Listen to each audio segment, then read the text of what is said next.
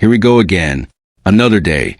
Another bombshell dropped into the already chaotic timeline of one of the most haunting missing child cases in American history. If you've been following the disappearance of Summer Moon Utah Wells, buckle up, because what just surfaced is about to shake everything we thought we knew. Good morning, everyone. Welcome back. I'm Michelle, and if you're new here, this channel is where we dig deep, stay consistent, and refuse to let cases like this fade into silence. It's Monday, the 2nd of March, and while we're keeping one eye on Daniel Martel's court appearance today in Nova Scotia, the bulk of what I want to get into right now is happening in Northeast Tennessee. Specifically, the case of a little girl named Summer. Summer Moon Utah Wells was 5 years old when she was reported missing on the afternoon of June 15th, 2021. 5 years old. She was last seen outside her family home in the Beech Creek community of Hawkins County. According to the sheriff at the time, her brothers told investigators they watched her walk out through the basement door. That was the last confirmed sighting of her. That was over 4.5 years ago. Come this June, it will be 5 full years since Summer vanished. Let that number sit with you for a second.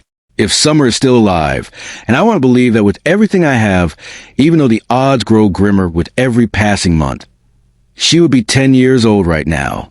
She has been missing for nearly half of her entire life. Half of her life. She never got to start school the way most kids do. Never got a normal birthday. Never got any of the ordinary moments childhood is supposed to be made of. And the people who should have answers are still, to this day, not giving them. Now, I want to be clear. The reason we're here today is not just to rehash what we already know.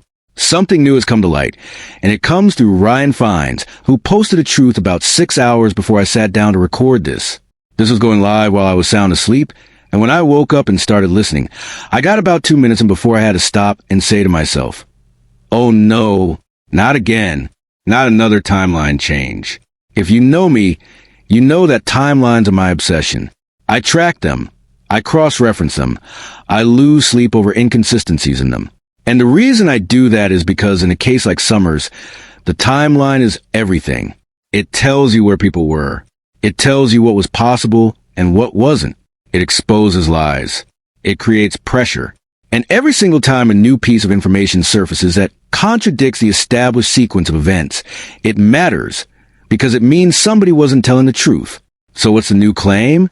It comes from a woman who, according to Ryan, is extremely credible. She worked at the Exxon gas station on Sullivan Gardens in Kingsport, Tennessee. And her claim is this. She saw Candus Wells at that Exxon station at 5:30 in the evening on June 15th, 2021, the very day Summer disappeared. Now, why does that matter? To understand why that's significant, you need to remember what the established timeline of that day looked like. On the morning of June 15th, Candus took Summer and Grandma into Kingsport. They had a packed morning, hospital appointment. Picked up Hunter, the then 15-year-old, visited the swimming facility, collected a prescription, stopped at Sonic, hit the smoke shop. They made the rounds. Standard enough family day, right? And then allegedly, around 2:30 in the afternoon, they dropped Hunter off near his home. Now, nobody has ever been able to absolutely pin down that 2:30 drop-off with hard evidence. Ally said approximately 2:30. Hunter said approximately 2:30. Candus said approximately 2:30. 3 people, same vague answer. You can take that at face value if you want, but in a case riddled with coordinated stories, that kind of uniformity raises eyebrows. Then at 3:09 p.m. on the route heading home, a now infamous video was captured. Stay with me. This is where things start to unravel. At 3:09 in the afternoon, somewhere along Mural Road near the intersection with Lanier Road, a short video was accidentally recorded. Grandma had been asked by Candus to take a photo of Summer, who was asleep in the back seat of the car. According to Candus, Summer had her arm raised the way her father Don likes to sleep, arm up, completely out. Candus apparently found it adorable and wanted it documented. Grandma, not the most tech-savvy photographer, fumbled the phone and accidentally started recording a video instead. By the time she managed to take an actual photograph, Summer had lowered her arm. Now, this piece of footage has been analyzed obsessively by people in the true crime community, and not without reason. Some believe that Summer is already deceased in that video. I personally do not hold that view. When you slow the footage down and reorient it, you can actually identify a very specific landmark that places this recording right at that Mural and Lanier Road intersection. So location-wise, it checks out. As for the time, 3:09 p.m., that came from Candus herself. She told Teresa, who was then working with the channel Unmasked, that the video was taken at 3:09. No timestamp was ever publicly shown to verify this. But 3:09 is oddly specific. People who lie usually either stay vague or go suspiciously precise. And 3:09 feels like the latter. From that location, home 110 Ben Hill Road is approximately 7 to 8 minutes away. So under normal circumstances, Candus and Summer should have been back home by around 3:17, 3:20 at the absolute latest. So here's where the Exxon claim detonates the timeline. If this witness is correct, if Candus was genuinely at that Exxon station on Sullivan Gardens at 5:30 p.m., then there are two possible explanations. Either Candus made an entirely separate trip back out to Kingsport after returning home, which is 16 minutes in the gas station, or she never went straight home at all, and the 3:09 timestamp is either wrong or deliberately misleading. Ryan's interpretation of the 5:30 appearance leans towards something deeply unsettling. His theory, and he's careful to frame it this way, is not that Summer was sold or trafficked, but that Summer may have died accidentally sometime after the car journey, and that the Exxon gas station was a location where Candus handed Summer's body off to Don. Don, remember, was working that day in Jonesboro. His story has always been that Candus called him to say Summer was missing, that he was still in Jonesboro when he got that call, and that he rang 911 while driving home. But what if that's not how it happened? What if Candus drove out to the Exxon, a location that sits conveniently close to the interstate, handed something over to Don, and then drove back home? What if Don then took that 32-mile drive back toward Jonesboro, disposed of whatever he was carrying somewhere along that route, and then doubled back home, this time playing the role of the frantic, unknowing father? Time-wise, it's uncomfortable how plausible that is. The quickest route between those points is around 23 minutes. And if you know anything about how Dawn Wells drives, you know 23 minutes might be generous. So yes, logistically, there is a window. A tight, ugly, stomach-dropping window, but a window nonetheless. Now, I've said this before and I'll say it again clearly. I have never been a believer in the accident theory. Not because accidents don't happen, but because of what comes after. If your child dies in a horrible accident, a fall, a drowning, something sudden and devastating, the overwhelming human instinct is to call for help. You call 911. You scream for your neighbors. You don't calculate, coordinate, and conceal. The only reason a parent hides a child's body is if revealing that body would expose something worse than the grief of losing them. There was one moment about a year ago where I allowed myself to sit with the accident theory. Don gave an interview. I believe it was with Josh from the lab, and he brought up something that made my stomach turn. He mentioned that on June 14th, the day before Summer disappeared, CPS paid a visit to the Wells home. A welfare concern had been reported. The workers came, looked around, found nothing alarming on the surface, and signed off. But here's the detail that stuck with me. While the CPS workers were there, while child welfare officials were literally standing on that property, the kids were up on the roof of the house. Let that image burn itself into your mind for a moment. Child Protective Services, the very agency whose entire purpose is to ensure children are safe, was standing on the Wells property on June 14th, 2021. And while those workers were there, the children were climbing on the roof, not in the backyard, not playing in the living room, on the roof. And the CPS workers left. They signed off. They saw nothing that warranted intervention. They closed the visit and walked away. One day later, Summer was gone. So here's the thought that crept into my mind when I heard that detail. What if the ladder they used to get up on that roof was still there the next morning? What if on June 15th, while Candus was occupied or distracted, little 5-year-old Summer, curious, adventurous, completely unsupervised, saw that ladder still propped against the house and decided she wanted to go back up?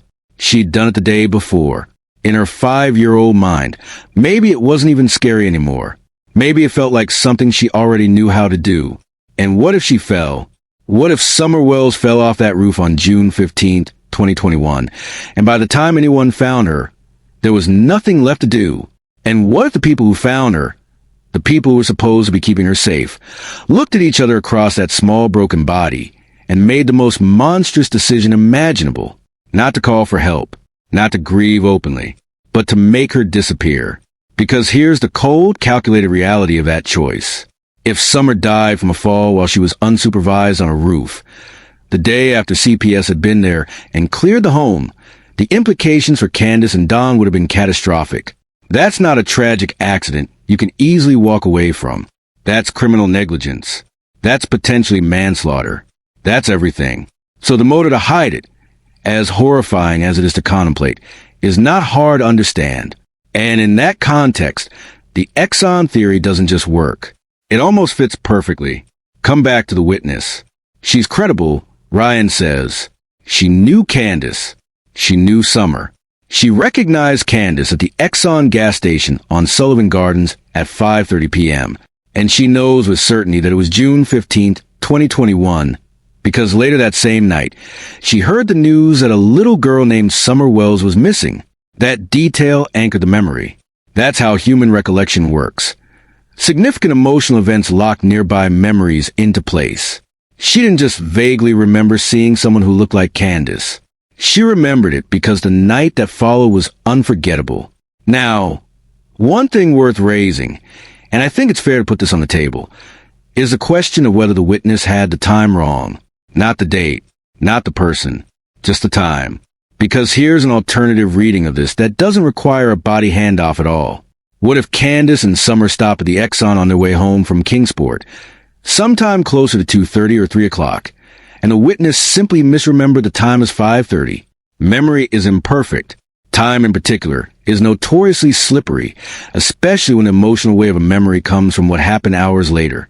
If they stopped at the Exxon around 2:30 or just after, that would slot neatly into the journey home from Hunter's place.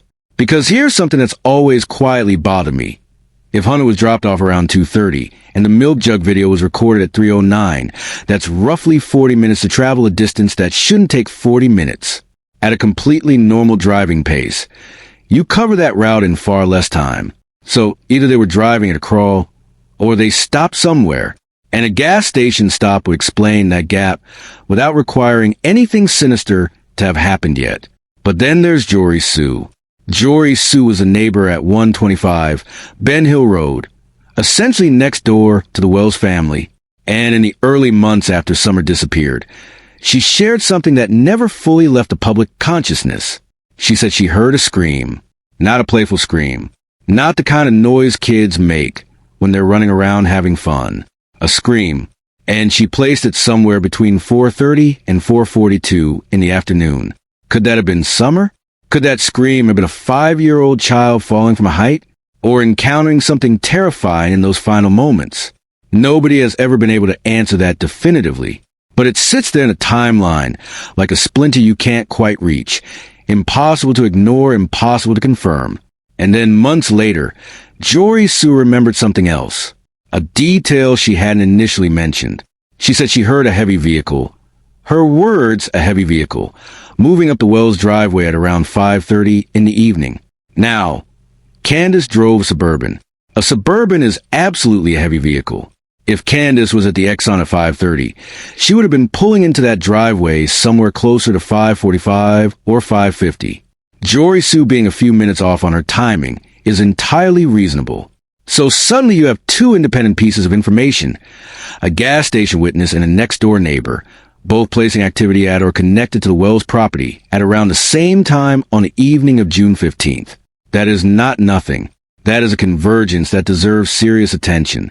And yet, I keep coming back to the same wall, the same immovable problem that no accident theory, no matter how carefully constructed, has ever managed to climb over: the footprints. For days after Summer Wells was reported missing, on June 19th, 2021, search dogs picked up a scent trail that led investigators to something that has haunted this case ever since. 2 footprints. Small footprints. Found not near the house, not along an easy walking path, but high up on a ridge. 2 separate prints, one on land belonging to a Mr. Phillips, one on land belonging to a Mrs. Sexton. And these weren't dismissed as irrelevant background noise. Law enforcement took them seriously enough to conduct an overnight search based on what those dogs found. Think about what that means for a moment. A 5-year-old child. A ridge that is not somewhere a 5-year-old wanders to casually. And footprints that showed up 4 days later. Still preserved enough for investigators to document them. Those footprints tell a story. And the story they tell is one of movement. Deliberate, directional movement away from that house and into the surrounding terrain. No accident theory explains those footprints. I need you to hear that clearly, because it's the single most important reason I cannot fully commit to the accident and concealment narrative, no matter how compelling the Exxon timeline appears on the surface. If Summer died in that house, whether from a fall off a roof, a drowning incident at the pool earlier in the day, or any other tragic mishap, her body would not have left footprints on a ridge 4 days later. Those footprints mean Summer was moving through that landscape on her own 2 feet, or was carried to a location that her scent then radiated outward from. And that distinction matters enormously. There are really only 2 frameworks that can accommodate those footprints. The first is that Summer wandered. She left the property on her own, perhaps frightened, perhaps fleeing something, and made her way into surrounding woods and hills where she ultimately perished from exposure, injury, or worse. The second is that someone took her. Someone carried her or walked her out of that area, and the scent trail is a remnant of that journey. What neither framework can include is a scenario where Summer was already dead inside the house before the family returned from Kingsport, and her body was then transferred to a vehicle at a gas station. Because dead children do not leave fresh footprints on ridges. So here is impossible tension at the heart of this case, and it's one I wrestle with constantly. You have evidence that pulls in 2 different directions simultaneously. On one side, you have a credible witness placing Candus at a gas station at 5:30 p.m. with no child visible. A detail that screams something had already gone terribly wrong before that moment. You have a neighbor who heard a scream in the late afternoon and a heavy vehicle in the early evening. You have a timeline riddled with gaps and vague answers and convenient memory lapses. On the other side, you have footprints on a ridge that suggest Summer was alive and moving through that landscape after she allegedly disappeared. You have sent alerts that trained search dogs follow with enough conviction that investigators launched a night search. You have physical evidence pointing away from a house and into the hills. These 2 bodies of evidence cannot both be fully true at the same time, not within a single coherent narrative. Either Summer was dead before that evening and the footprints are somehow explained away, or Summer was alive, and the Exxon sighting means something different than Ryan's source believes. And then there's Fred Hill. Because we cannot talk about this case. We cannot talk about any theory involving Kingsport, that stretch of road, or the broader geography of Hawkins County, without talking about Fred Hill. Fred Hill was in the Kingsport area at the same time as Candus and Summer on the morning of June 15th. And Fred Hill's presence in this case comes wrapped in a suffocating web of lies, contradictions, and behavior that nobody has ever satisfactorily explained away. There are people who know things about Fred Hill that they haven't said publicly yet. There are things that have been said publicly that still haven't been properly investigated. And every time a new theory surfaces, whether it's Exxon handoffs or accident cover-ups, Fred Hill's shadow falls across it. He is never fully out of the picture. And speaking of pictures that refuse to come into focus, the red Toyota Tacoma, because that truck and the man connected to it, is where this entire case shifted gears in a way that most people still haven't fully processed. Cast your mind back to November of last year, after years of what felt like investigative stagnation, years of searches that went nowhere, tips that dried up, and a community left screaming into a void. Something happened. Law enforcement executed a search of a property belonging to a man named Paul Hill. Paul Hill is Fred Hill's uncle. He is also Andy Bernard's great-uncle. And the reason that property became a focal point was not random. It was not a community tip or a lucky guess. It was a truck. The FBI had tracked down a red Toyota Tacoma, not in Tennessee, not somewhere local where you might expect a vehicle connected to this case to surface. In South America, the FBI tracked that truck all the way to South America, and when they pulled that thread, it led them back across thousands of miles to Paul Hill. Think about that trajectory for a moment. A vehicle spotted by an independent witness, either on the evening of June 14th or the afternoon of June 15th near Ben Hill Road. A vehicle whose driver never came forward, never offered an explanation, never said, "That was me. I was in the area. Here's why." That truck disappeared from the local narrative and resurfaced on another continent. And the search of Paul Hill's property? Nothing came of it publicly. No arrests, no announcements, no press conference. Investigators went in, and then silence. The kind of silence that doesn't feel like the absence of findings. It feels like the presence of something that isn't ready to be spoken yet. Now, more recently, Ryan conducted an interview with Frank Hill, one of Paul Hill's sons. Frank came forward apparently wanting to clear his family's name. And look, I understand the impulse. When your family becomes entangled in a missing child investigation, even peripherally, the weight of that association is crushing. Frank spoke. Frank gave his account. But here is what nobody pressed on during that conversation. Nobody mentioned Randy Hill. Randy Hill is Frank's brother, Paul Hill's other son, and Randy Hill. This is where the coincidences start stacking so high, they become structurally unstable. Randy Hill is a tree trimmer. He owns or is connected to a tree trimming business. And on the day Summer Wells disappeared, tree trimmers were working on Ben Hill Road. Now, the current understanding is that the specific company working on Ben Hill Road that day was not Randy Hill's operation. That's what we've been told. But Randy Hill has never been placed front and center in any public conversation about this. His name slides past in the background while Frank speaks about clearing the family name, and everyone politely nods along. How many threads lead back to the same? Not before you stop calling them coincidences. You have a red Toyota Tacoma seen near the Wells property on the day Summer vanished. You have that same truck traced to South America and linked back to Paul Hill. You have Paul Hill's property searched by the FBI. You have a tree trimming crew working on the same road on the same day. You have Randy Hill, connected to tree trimming, sitting in a family tree that everyone keeps dancing around. And you have Fred Hill, whose movements on June 15th place him in Kingsport at the same time as Candus and Summer, and whose behavior since has generated more questions than any answer he's ever given. None of this has produced an arrest. None of it has produced a charge. And the investigators have gone quiet in a way that either means they're building something carefully and deliberately, or means a trail has gone cold in ways they're not prepared to admit publicly. I was so certain, genuinely, deeply certain, that the search of Paul Hill's property was a moment this case cracked open. I said out loud. I put my conviction on the record. And then the weeks passed, and the silence stretched, and nothing came. No news, no movement. No justice. And now here we are, back at an Exxon gas station on Sullivan Gardens, staring at a new thread and wondering whether this one leads somewhere or whether it dissolves the same way the others have. But I refuse to stop pulling. Because Summer deserves someone who refuses to stop pulling. She deserves people who wake up every morning and choose to keep her name in conversation, loudly, persistently, unapologetically. She was 5 years old. She had her whole life coiled up inside her like a spring, ready to release into something beautiful. And someone took that from her. Whether she was carried out of those woods alive, or whether she never made it past that terrible afternoon, someone knows what happened. Someone has been carrying that knowledge for nearly 5 years and has chosen every single day to stay silent. That silence is its own kind of violence. So where does all of this leave us? What do we actually know? Not suspect, not theorize, not hope, but know with reasonable confidence after nearly 5 years of following this case.